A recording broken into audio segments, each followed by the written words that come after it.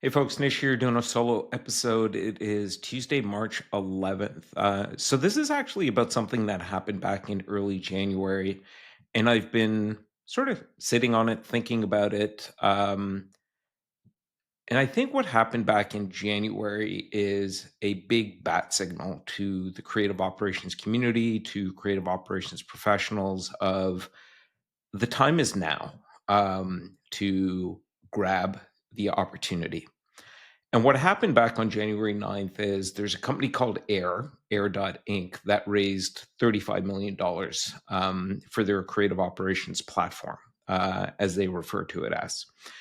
And I want to talk today about what I think that means. And I just want to be clear up front by talking about it, I'm not endorsing the product. I'm not saying you should go out and use this product. I don't have a business relationship of any sort with Air. Their CEO, Shane, has been on the podcast. I am personally a fan of his and the way he operates, both professionally and personally. And I do know a number of people in the company, and I do like them. But um, I wanted to talk today about like what I think that funding means, and some of the things I do find interesting, attractive about the company and the technology.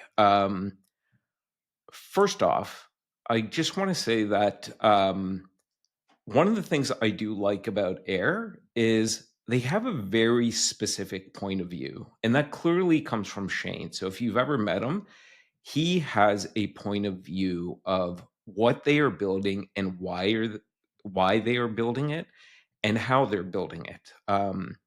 And myself, in the past, I've built tech companies. I've sold them.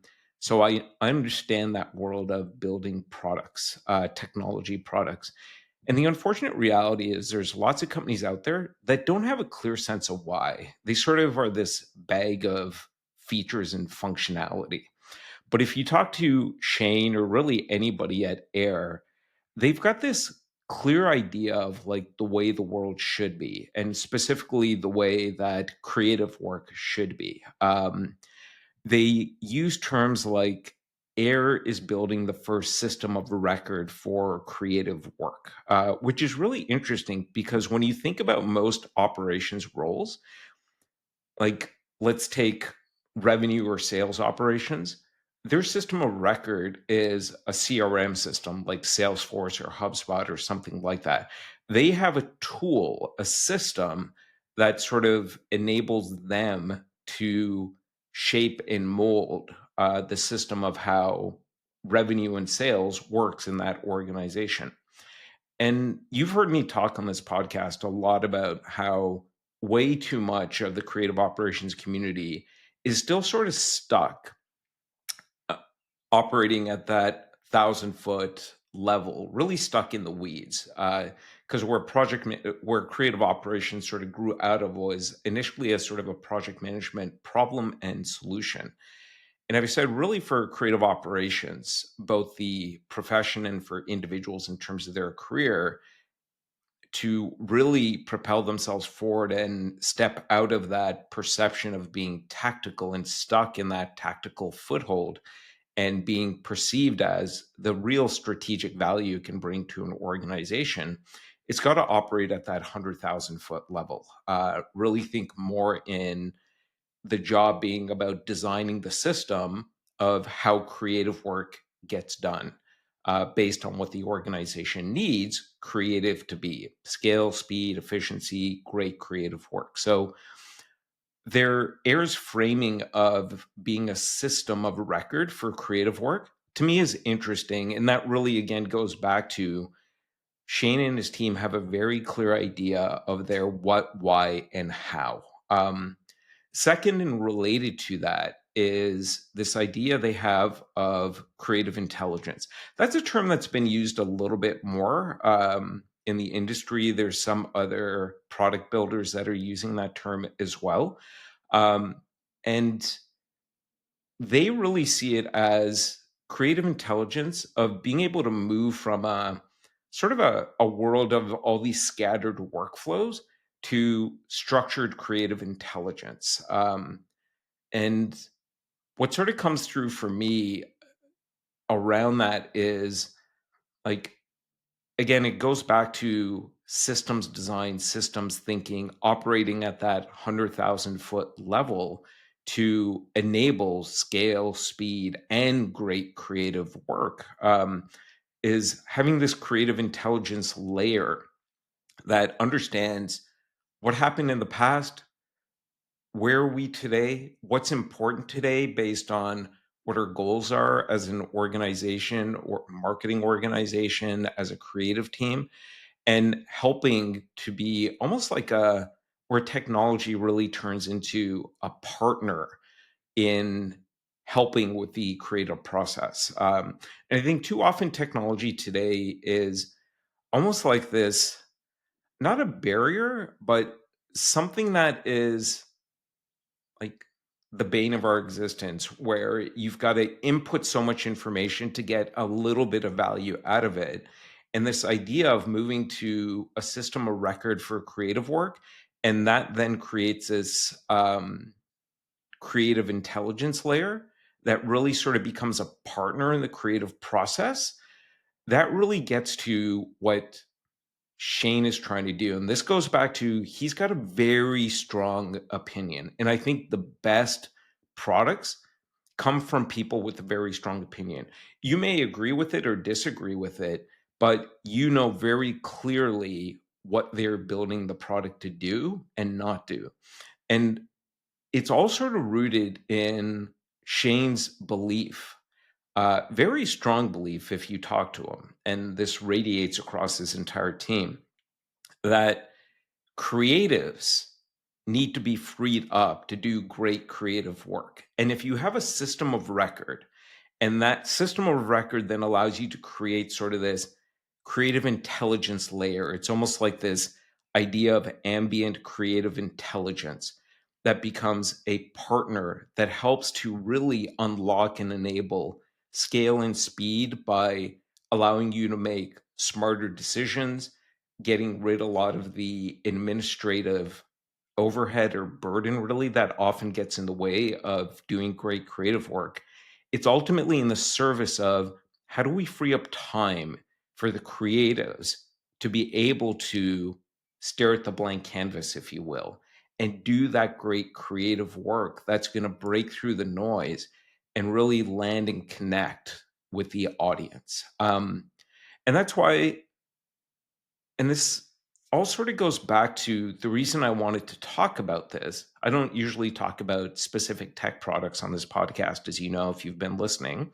But I do have an idea that I want to share with all of you at the end. And if you've got feedback on it, let me know. Um, it all sort of goes back to this idea of like creative operations leaders have are most often sort of stuck in this like tactical role, like execution. But I think the best creative operations leaders do elevate themselves to that 100,000-foot level and steep themselves in systems thinking. And it seems like with a tool like Air, and it's certainly there's others out there that are starting to talk more and more about this. We are now in a time where this desire to operate at the 100,000-foot level, to be those systems thinkers, to shape and mold and manage the system that enables great creative work, that the systems like the technology platforms are now showing up. And Air's been around for a few years and they've been on this mission, but it really feels like, especially with this funding, they are like the technology is meeting the moment, or the moment's meeting the technology. Maybe it's a chicken and egg thing.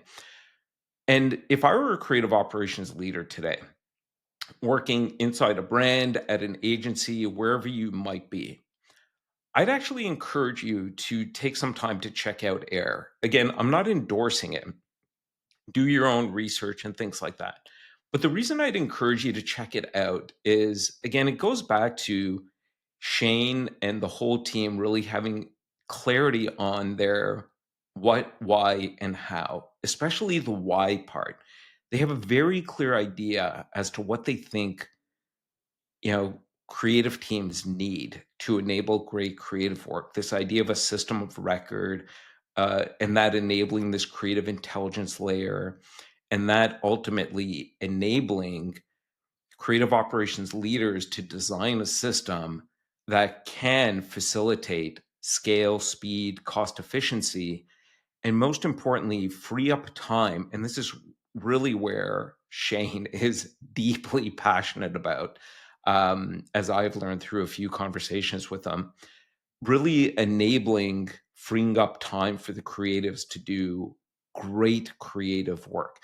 And as you've heard me talk about on this podcast, I think both scale and storytelling are going to matter. I think scale is what creative operations has always been in pursuit of. But storytelling is something that creative operations leaders need to increasingly turn their attention to enable to create the space for creatives to do that great creative work. Because as we're producing more scale, especially in this world of increasing superpowers of automation and AI, it's creating more noise out in the market. The data's been showing that for a few years now. Audiences are tuning out a lot of the content. So storytelling matters more than ever before. And I've a like I personally believe that brand is once again going to be one of the most important business moats and differentiators. And what is brand? It's storytelling. So that's why I think you should probably take some time, even if you're not looking for a new platform, you're going like, I'm set with my tech stack. I think beyond the tech, take some time to check out what Air is doing.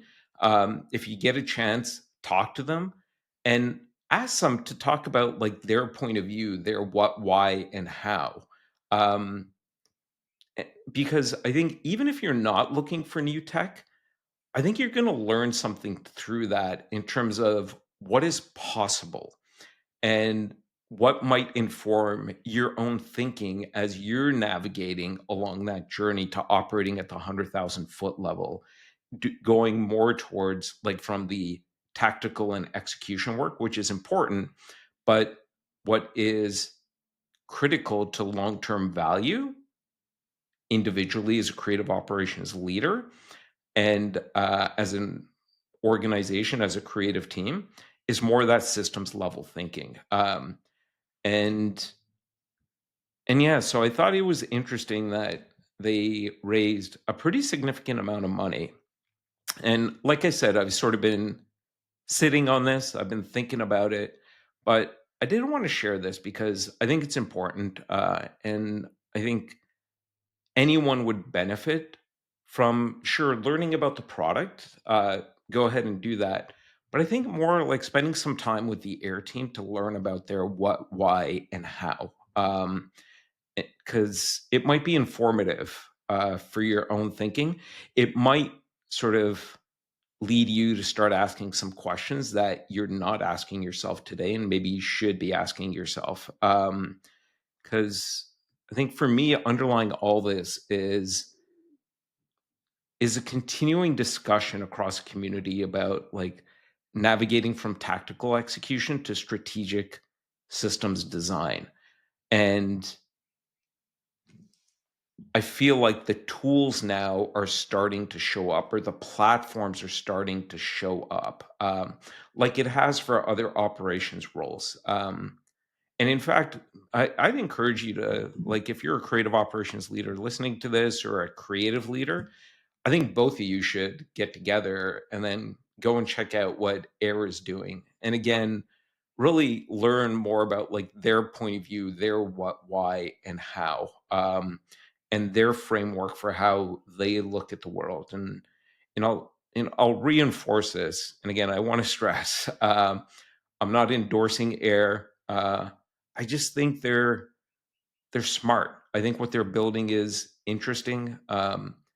I find their thinking about the problem and the opportunity equally fascinating to the product itself, perhaps more so, but that's me.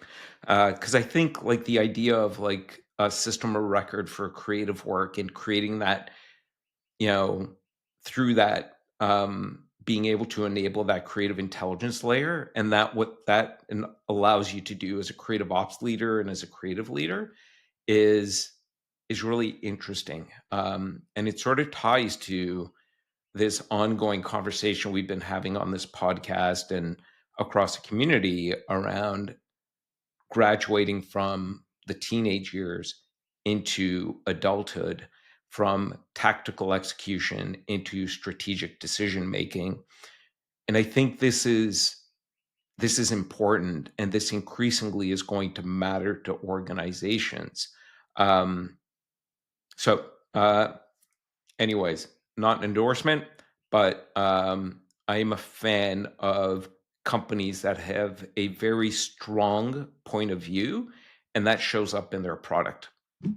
So, the final thing I want to mention is, as I said, I don't really talk about tech on this podcast, but I have been thinking about doing it because like I said, I've built a couple of tech companies. I've sold them, got lucky along the way. So I've got a background in tech. I understand how people sell tech. I also understand that most people aren't very good at evaluating technology and buying it. So I've actually been thinking of doing sort of a stream of episodes, like just looking at different tech tools, talking to people that are actually using them, and sort of going beyond the surface level demo stuff and sort of getting into the guts of what does this product do? How is it valuable? What problems is it solving for a specific end user? And this could be you know any number of tools. I'm also sort of intrigued by the idea of like maybe you know, exploring how people are using different AI tools today and what changes that's leading to in their creative workflows and processes and thinking and things like that. And then also maybe interviewing CEOs of tech companies to really understand their what and why. Because, like I was saying before, I think Shane and Air, one of the things I do find attractive about them is that they have a very clear point of view of the way the world should be or the way that creative work should be. And that's reflected in the product that they've been building and that they're continuing to build. And I think a lot of tech companies look great on the surface, but they're really just a bag of features and functionality. So I'd actually like to interview some CEOs as well of tech companies and understand their what, why, and how. But you let me know. Ultimately, I do this podcast because it's valuable to the creative operations community and increasing number of creative leaders that are listening. And now, a handful and growing number of CMOs as well, which has been interesting.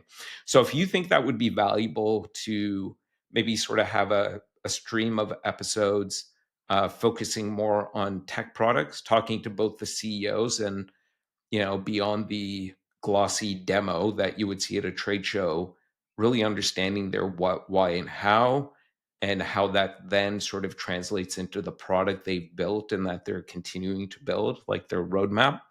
And then also talking to end users of those products and seeing if the what, why, and how sort of matches with people's in real life experience using the product, working with the company.